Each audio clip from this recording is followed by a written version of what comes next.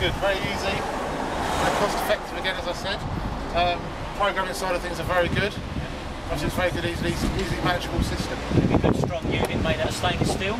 Yeah, D316, which is even better. You can not only have a 4040 reader, but you can also have a standalone reader underneath. And there are several different types of mullion and secure reader you can use. It's an easy door reader because that complements the system very well and looks very nice in the panel.